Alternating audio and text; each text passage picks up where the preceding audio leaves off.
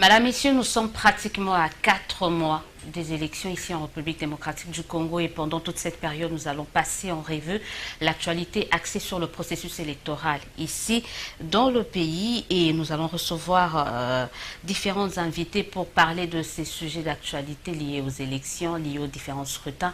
Et ce soir, j'ai le plaisir de recevoir quelqu'un qui me fait honneur de passer sur notre plateau pour la toute première fois. Madame, Messieurs, saluez avec moi Ferdinand Kambere. Bonsoir et bienvenue. Et bonsoir, Diane. Ministre honoraire de l'emploi, de travail, emploi, prévoyance sociale, ou emploi, travail, prévoyance sociale, je me perds un peu. Travail, emploi, prévoyance sociale. Ministre honoraire également des Affaires sociales et actions humanitaires et solidarité. National. Actuellement secrétaire permanent adjoint du PPRD. Ouais. Comment se porte déjà le parti? Parce que maintenant, celui qui était le principal, c'est-à-dire le secrétaire permanent titulaire, si on peut le dire comme ça, est désormais candidat président. Comment vous en sortez-vous en tant qu'adjoint? Non, nous nous sentons très très bien. D'abord fiers de l'être parce que l'un de nôtres a eu ce bonheur d'être désigné candidat président de la République pour les comptes de l'ensemble, ça veut dire le Front commun pour le Congo. Vous le savez, donc pour nous c'est un bonheur, mais aussi une responsabilité énorme, parce que, voyez-vous, appelé à remplacer le président de la République, son Excellence Joseph Kabila Kabange, qui est là depuis 7 ans, qui a hérité un pays morcelé presque, donc coupé, déchiré en morceaux, mais qui a réussi à les ressouder et pourra faire encore, lui remettre encore son unité nationale. Et il s'est battu contre toutes les guerres, lui donner avec les autres partenaires de l'époque, les autres belligérants, signataires de l'accord de Saint-Sylvestre, ces programmes politiques de lui redonner des institutions politiques stables et démocratiques. On a fait cet exercice en 2006, l'exercice des élections. On a élu les présidents, les députés nationaux, les sénateurs provinciaux, gouverneurs. On a refait l'exercice en 2011. Malheureusement sans arriver jusqu'aux 2 autres étages. Bon, maintenant on est là pour reprendre l'exercice, parce que nous sommes un pays, une république démocratique qui est appelée à renouveler les animateurs de ces institutions. Mais que ça a été dur, ce chemin vers le renouvellement. Ouais. C'était dur, c'était laborieux quand même, on n'y croyait plus, surtout que vous étiez aussi, il faut qu'on se le dise, parmi ceux qui tenaient à ce que Joseph Kabila prit un 3e mandat. Vous êtes député? Non, maintenant non, j'ai été député en 2006 et en 2011 j'ai pas pu, je suis resté à la maison parce que c'est l'alternance, il faut apprendre quand on échoue à accepter les résultats, à saluer les vainqueurs et à les regarder, sinon les accompagner dans leur mission. Parce que le mandat est celui du peuple. Certes, nous étions parmi ceux qui ont défendu la Constitution. Défendu l'indéfendable quand même, M. Kambere. C'était au moment peut-être où Odia aussi, je ne pense pas, mais plusieurs quand même prenaient la thèse de l'instrumentalisation de la Constitution, où ça, vous voyez que tout ce qui sortait comme texte, même l'accord de Saint-Sylvestre, aussi instrumentalisé, ce qui n'était pas dit dedans, était raconté. Dieu merci que seul le président de la République ne vous a pas suivi sur votre chemin. Vous vouliez l'induire en erreur, hein? Non, le président de la République est resté marbre. Il est resté lui-même parce qu'il s'était engagé à respecter la Constitution. Il était encore dans la Constitution. Tel que révisé en 2011, nous l'avions dit, si il briguait un autre mandat, ce serait toujours le 2e, parce que c'est ce que dit le droit constitutionnel, que quand on touche ou on révise un principe protégé par l'article 220 ou verrouiller, à ce moment-là, simplement, on n'est plus dans la même constitution. Dieu merci. Dieu merci, on n'est pas arrivé à tout ça. On est allé et au moins tout le monde a compris ce qu'est la constitution, quels sont les principes clés. S'ils sont verrouillés, ces principes, à ce moment-là, vous vous trouvez devant une nouvelle constitution. Dans tous ces principes-là, le chef de l'État est sorti grand. Dans tout ce principe, le chef de l'État est sorti grand. Vous présentez ce respect de la Constitution comme un cadeau que vous faites à certains, alors qu'il n'a fait que respecter la Constitution. Non, ça veut dire que, vous voyez, dans son cas, c'était quand même un cas particulier.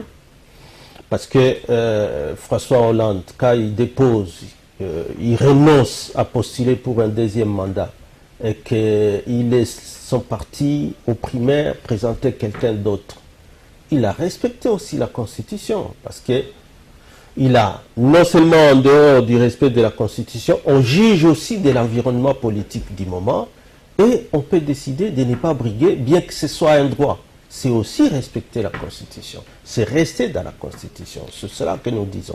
Est-ce que vous pensez, il y a certains qui vous ont quand même incriminé, pensant que vous étiez ceux-là qui voulaient attiser le feu, mettre de l'huile sur le feu pour que ça brûle en République démocratique du Congo en poussant justement le président de la République à briguer un troisième mandat. Vous vous reprochez de cela, vous? Non, c'était justement le contraire. Nous avions recadré tout cela qui est prêché ou prophétisé les chaos à la suite du dépôt de la candidature par les chefs de l'État. Dans ces conditions, dès lors que la Constitution, tout le monde sait qu'elle avait été révisée en 2011, tout le monde a compris qu'un principe verrouillé, qui est le principe du suffrage universel, avait été modifié. Nous sommes passés du suffrage universel direct à la majorité absolue, au suffrage universel à la majorité simple.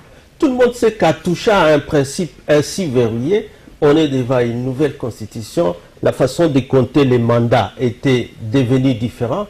Donc, ceux qui cherchaient le chaos, ce sont les autres. Malheureusement, le chef de l'État ne leur a pas donné cette occasion. Il a dit mettre au devant les pays, mettre au devant la démocratie, et nous le voyons bien que tout évolue très très bien. Alors, on va essayer de parler maintenant, ça y est, on sait que tout le monde le sait, Joseph Kabila ne sera plus candidat aux prochaines élections. Il nous a présenté un dauphin. Bon, certains n'aiment pas le terme dauphin, peut-être qu'il risque d'être mangé par un requin ou une baleine. Il nous a présenté en tout cas un candidat pour le compte du FCC qui n'est autre que l'actuel secrétaire permanent du PPRD. Il n'est pas frappé d'incompatibilité. On peut être candidat et permanent ou président du parti. Comment ça se passe? Comment vous expliquez à ce que Chadari est aujourd'hui tout à la fois candidat FCC, secrétaire permanent du PPRD, et comment ça se passe au niveau de vos statuts? Non, ça veut dire que l'acte de poser sa candidature est un acte juridique. Et l'acte juridique qui est posé, le candidat fait le choix. Soit il est présenté par un regroupement politique, c'est ce que dit la loi, soit il est présenté par un parti politique, soit alors il se présente comme indépendant. C'est le statut à partir du moment où il décide de se présenter à ce titre-là. Donc il quitte le parti, non? Quand vous décidez de vous présenter en tant qu'indépendant, vous abandonnez le parti. Non, aucune disposition ne le prévoit. Dans la loi, au-delà de votre statut, la loi ne prévoit pas cela? La loi ne le prévoit pas, donc nous ne voyons pas de mal à cela. Et continuer à l'appeler secrétaire permanent, je ne vois pas à quoi ça gêne. Tout ce qu'on veut, tout ce qu'ont voulu les chefs de l'État, vous savez que sa désignation est venue à la suite d'une consultation approfondie quand même, menée de maître par les chefs de l'État. Il a consulté tous les membres signataires de la charte du FCC, et peut-être en dehors, parce que c'est lui-même qui sait, et qu'au bout, ça a été le candidat Emmanuel Ramazani Chadar qui a été choisi. Donc nous ne voyons pas à quel autre titre il pouvait se présenter, sinon qu'indépendant. parce qu'il est le candidat non seulement du PPRD, mais aussi de tous les autres partis politiques et regroupements, et même des personnalités qui sont signataires de la charte du Front commun pour la République. Mais est-ce que par rapport à l'organisation du travail, même au sein du parti, il serait peut-être mieux pour Emmanuel Ramazani Shadari de céder son faute, même si on a l'habitude de cumuler ici en République démocratique du Congo, on veut être tout à la fois, président, secrétaire, caissière, est-ce que... Non, ça c'est l'organisation interne du Front commun pour la République. Maintenant, nous allons vers une structuration de la campagne électorale. Son poste au parti n'est pas important. Ce n'est pas lui qui est important. C'est plutôt son poste comme candidat. Où est-ce qu'il sera mené dans la structuration de la campagne? C'est ça qui est important. Comment ça va être structuré? Parce que ce n'est pas la campagne du PPRD, ce n'est pas la campagne de la majorité, c'est la campagne qui sera menée par le Front commun pour le Congo. Alors comment est-ce qu'elle sera structurée? Il sera à quel niveau? L'autorité morale du FCC sera à quel niveau? Pour rassurer tout le monde, pour que chacun amène sa pierre. Non seulement les signataires et bien d'autres qui continuent à adhérer à l'idée, à adhérer à cet appui, à cette force d'appui à la candidature d'Emmanuel Shadari. Donc c'est cela. Maintenant on réfléchit plus structuration de la campagne électorale pour que Shadari soit mené à la victoire au 23 décembre 2018. C'est pas encore la campagne, ouais. Mais on va parler quand même de ce candidat que d'aucuns présentent comme étant controversé quand même. Ah bon? Pourquoi? Si on vous demande à vous de définir ce candidat, je sais que vous ne direz que du bien de lui, mais quand on le dit, il fait partie du classique du pouvoir, et il fait partie de l'aile dure de l'actuel pouvoir. On le présente vraiment comme, voilà, une personne au-delà d'être controversée, mais c'est l'aile dure de la majorité actuelle. C'est comme ça qu'on le perçoit. Comment vous comptez enlever cette idée-là dans la tête des gens, vous? Non, nous n'allons pas enlever cette idée. Vous savez, quand un personnage, nouveau peut-être, il était peut-être le moins attendu, hein, le moins attendu. Mais on en a connu. C'est peut-être maintenant la personne qu'il faut. On a vu en France Emmanuel Macron qui est venu, qui n'était venu ni de la gauche ni de la droite, mais qui a, comme ça, qui s'est constitué un centre et il est passé par là et il est arrivé à l'objectif. On a vu aussi, je vois Trump des États-Unis qui, quand bien même proche de son parti, soutenu, et puis d'autres défections, d'autres déclarations comptent. Mais ce n'est même pas le cas d'Emmanuel Ramazani Shadari. Certes, c'est une candidature qui est trop peu entendue, trop peu de personnes, peut-être. Mais dès qu'il est là, les gens, plus ils se posent des questions, plus ils diront que c'est une candidature controversée. Pour moi, je suis positif, je me dis, c'est la façon pour chacun de chercher à connaître cet homme. Parce que chaque fois que de plus en plus, maintenant, les gens le découvrent, ils sont simplement étonnés que cet homme a été mal présenté. Il a énormément de qualités par rapport à ses capacités intellectuelles et scientifiques, par rapport à ses capacités d'acteur politique, par rapport à son humanisme. Il est toujours mal présenté. Il a peut-être été mal présenté par un certain auditoire. Mais maintenant qu'il est là, c'est lui le candidat. Il va être la population, si elle se pose des questions, c'est légitime, c'est cette envie de le découvrir, de le connaître, parce que c'est lui le candidat futur président de la République. Qui sait, futur président, un futur président sous les coups des sanctions? D'où la controverse, d'où le paradoxe quand même. Est-ce que le président n'a pas fait ça sciemment pour narguer un peu cette communauté internationale? On sait que... Voilà, comment arriver à mettre comme candidat quelqu'un qui est sous les coups des sanctions quand même? Mais les sanctions, vous les appelez comment? Vous les prenez dans quelle mesure? Par rapport à notre constitution? Heureusement que vous le dites que ce n'est pas nous. Les sanctions internationales. Vous ne savez ni les placer sur le plan de nos lois, vous ne savez ni les placer sur le plan de notre constitution. Dans certains pays quand même, ça limite quelqu'un qui veut être président de la République. Est-ce qu'il ne parle pas déjà avec une certaine faiblesse? Il parle... avec ce coup de sanction-là, est-ce qu'il n'est pas un peu fragilisé déjà avant qu'on puisse lancer la course? Il ne le sera pas. Il a été le choix du FCC au 23 décembre lorsqu'il sera le choix de tous les peuples congolais, parce que c'est ça le suffrage universel. Ça signifie que le nombre de suffrages qu'il pourra avoir, si ça lui donne l'avantage sur tous les autres challengers, il sera considéré que c'est tout le peuple congolais qui l'aura élu. À ce moment-là, il sera respecté. Et ces sanctions qui n'étaient que des sanctions... On va l'imposer au niveau de la communauté internationale. Le peuple souverain, c'est ça imposé. Ces sanctions donc ça a été imposé à dessein, hein? Les sanctions qui n'étaient qu'émotionnelles et politiques, parce que justifiées par aucune base légale dans notre pays, par aucune base constitutionnelle dans notre pays.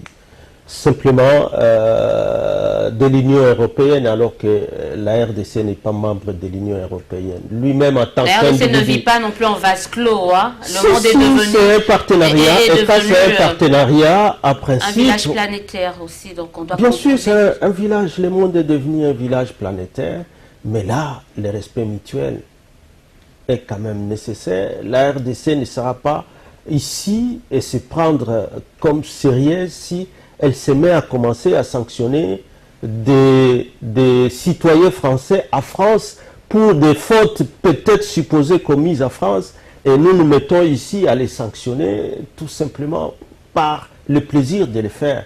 Je crois que la théorie des maîtres du monde doit être relativisée. Hein? La souveraineté de notre pays, nous devons être fiers de la sauvegarder, de la protéger aussi, comme le font tous les autres, les Américains, les Italiens. Ils sont fiers de leur souveraineté, nous le sommes aussi. On a parlé de l'homme, du candidat FCC, parlons du plan d'action du FCC. Et vous êtes parmi les derniers, quoi. Vous ne vous êtes pas préparé, vous n'avez rien, c'est maintenant que vous entrez dans des laboratoires, ou parce qu'on attend. Ça ne vient toujours pas. À quand la présentation de votre programme? Ça me surprend, Odia Élysée, que vous attendez.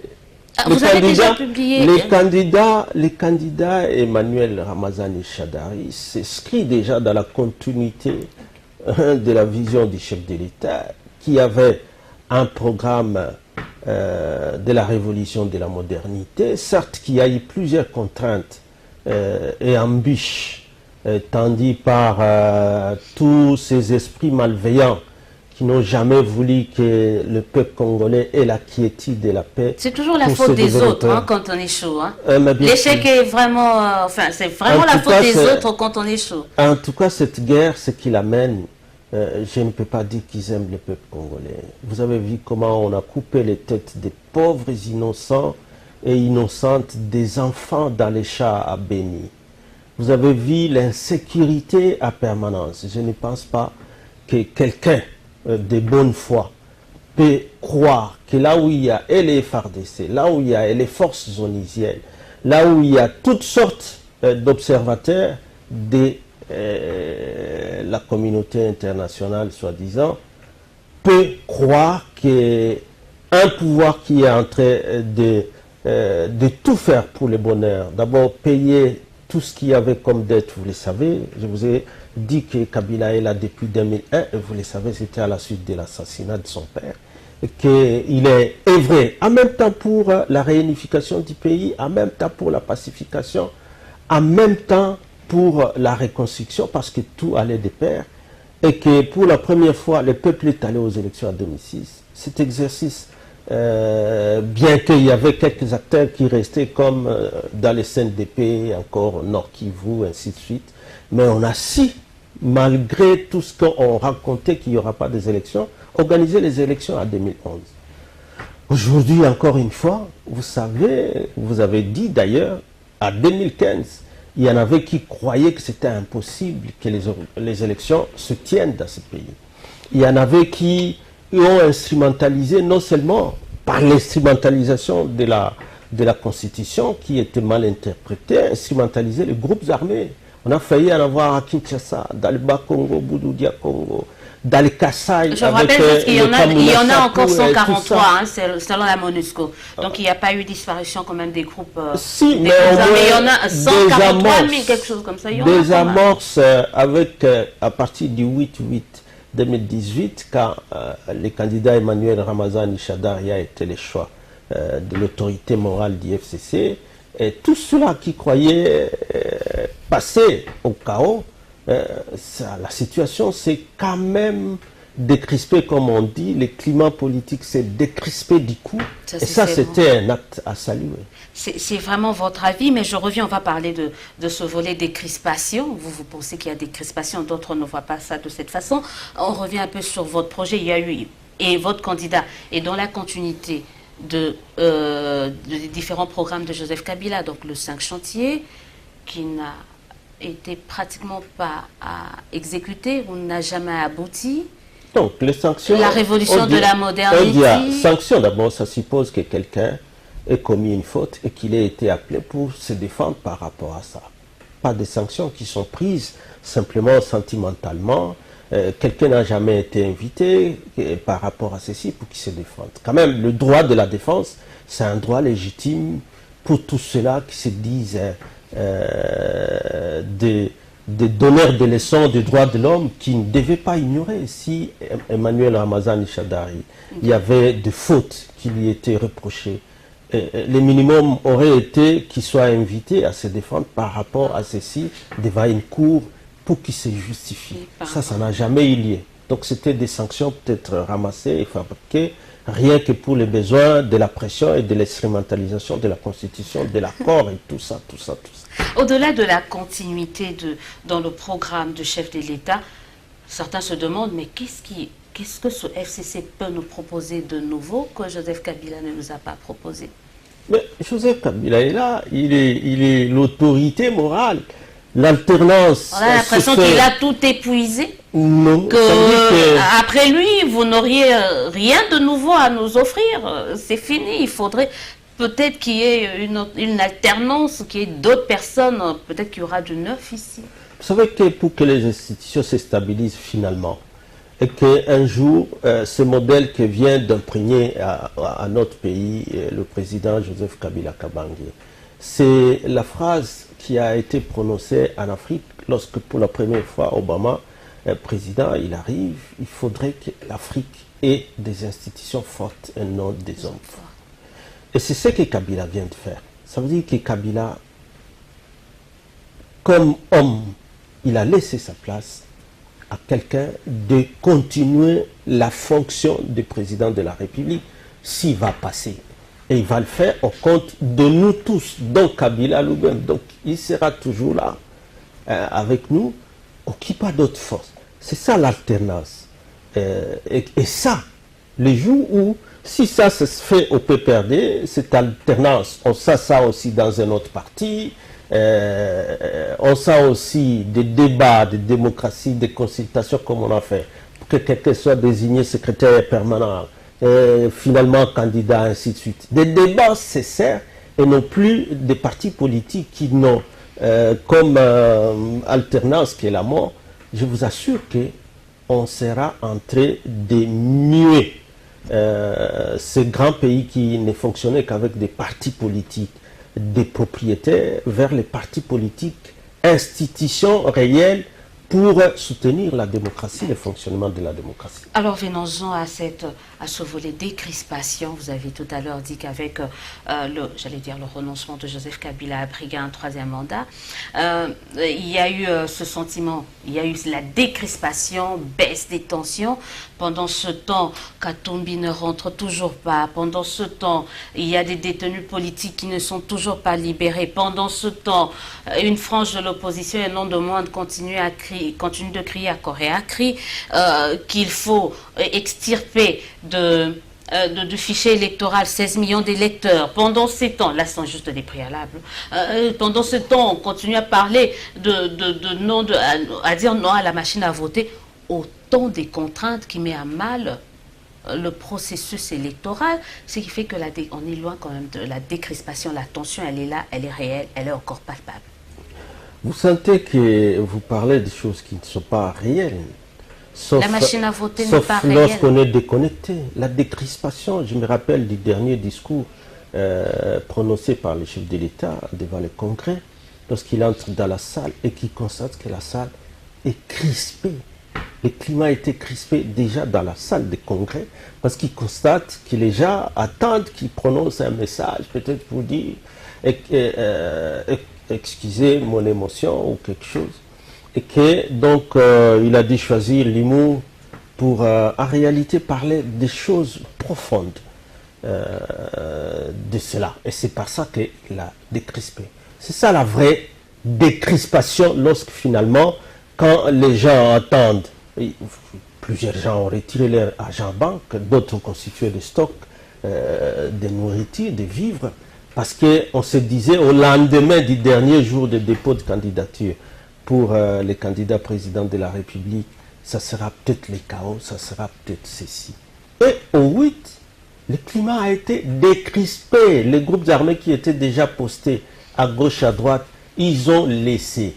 Mais si, maintenant, vous voulez parler de ceux qui font dire que décrisper, c'est libérer même les gens qui sont condamnés pour des infractions de droit commun, parce qu'ils ont torturé des agents de l'État, des policiers. Ils ont torturé des éléments des FARDC. Si c'est ça décrisper, pour vous, c'est un fugitif qui fuit la justice dans notre pays. Il feint qu'il est malade. Il se retrouve à l'étranger sur autorisation du parquet qui le poursuivait.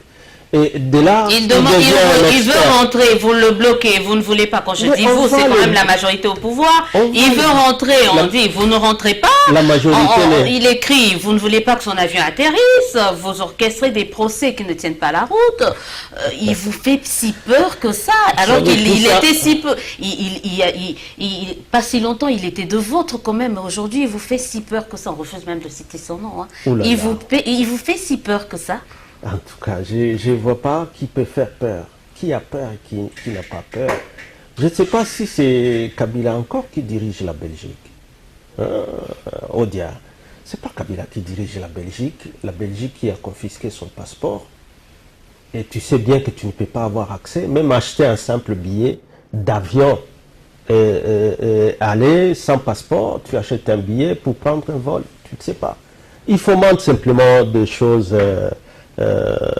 inimaginable pour dire j'avais un jet, j'ai écrit, il a écrit à qui? On n'a jamais vu cette lettre-là. Et même quand on prend un jet privé, ce n'est pas le propriétaire qui écrit, ce n'est pas le passager qui écrit, c'est le pilote.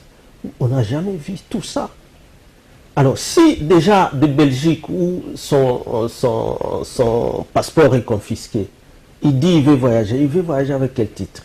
Avec quel passeport? Parce qu'il est toujours sous les coups de la justice à ce niveau-là.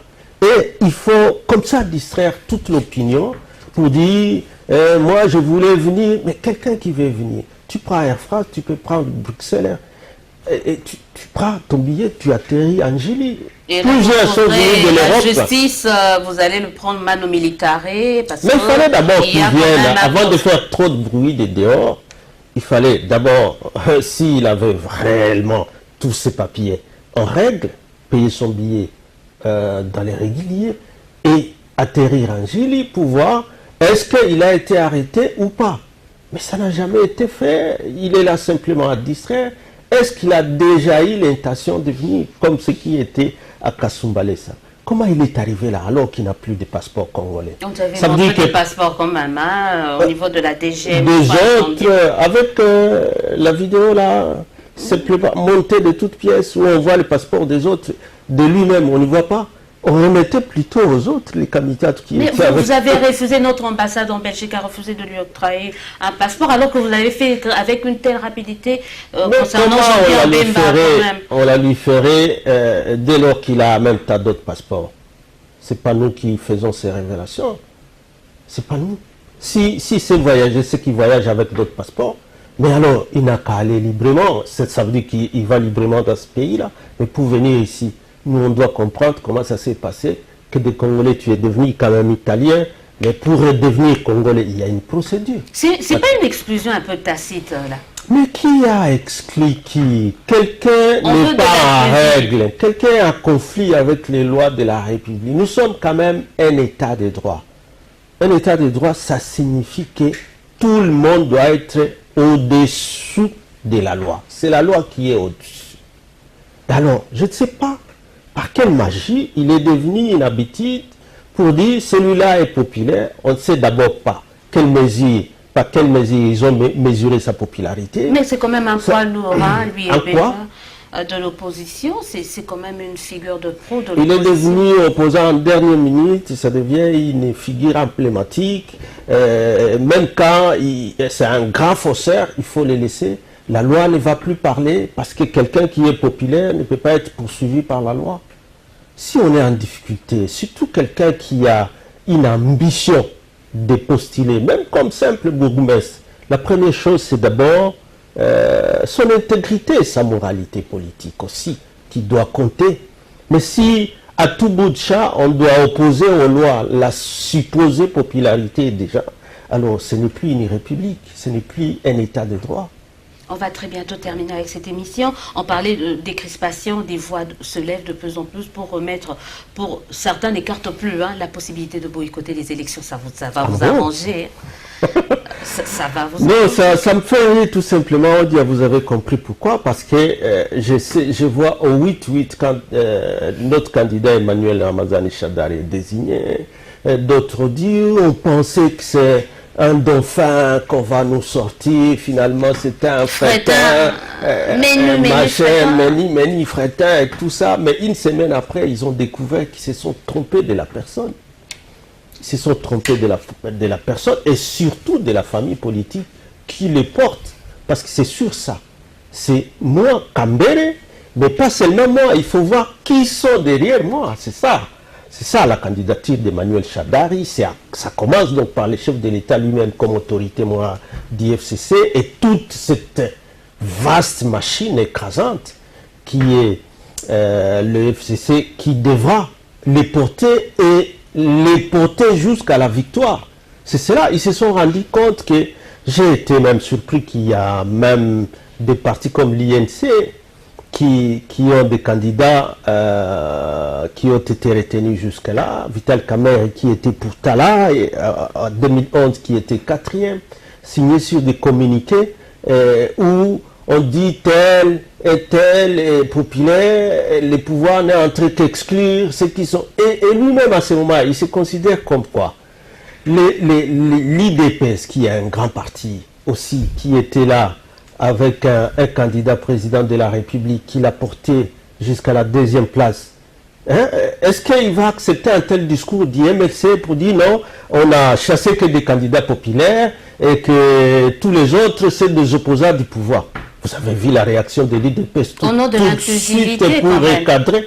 Non, l'inclusivité c'est à tenir compte des lois de la République, de notre constitution. Sinon nous n'avons plus de République démocratique. Sinon, nous n'avons plus d'état de droit. Si le pays doit fonctionner simplement sur les sentiments déjà pour dire c'est moi qui ai un candidat populaire, les autres ne l'ont pas. Non, ce sont les urnes. C'est la CENI qui nous dira qui est plus populaire que l'autre. Merci beaucoup d'avoir été de nôtre. Juste une dernière question. Est-ce qu'on aura des élections cette année? En tout cas, je crois. Et on est encore à ce niveau de croire. Oui, je crois en voyant les étapes franchies. La sérénité de la CENI, qui est l'organe compétent pour organiser ces élections, on est déjà vers les élections, nous sommes à 4 mois, et pour nous les candidats, si on n'est toujours pas prêt pour organiser ces témoins, les former, tout ça, à notre niveau, on est en train de le faire parce que nous croyons que les élections se tiendront. Est-ce qu'elles seront transparentes et apaisées? Transparente et apaisée parce que d'abord plusieurs repères de la machine à voter. Avec raison pour certains quand même.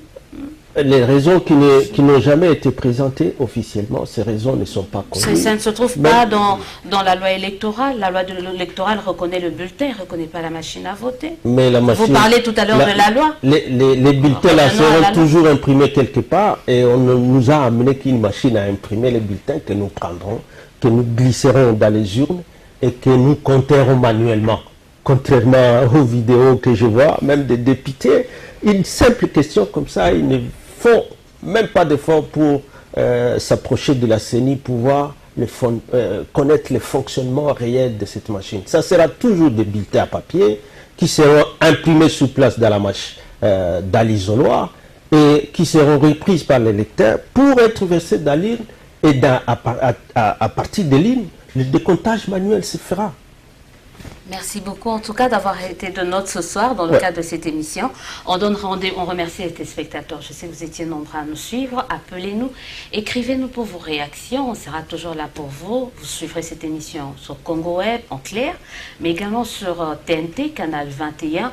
Vous pouvez également suivre cette émission dans notre chaîne YouTube, Magazine UHCC. Abonnez-vous, il est saisi les commentaires. Quant à moi, je vous dis au revoir. On se donne rendez-vous prochainement pour un autre numéro avec un autre invité, mais toujours dans le cadre de votre émission, un homme, un concept. Au revoir et bonsoir chez vous.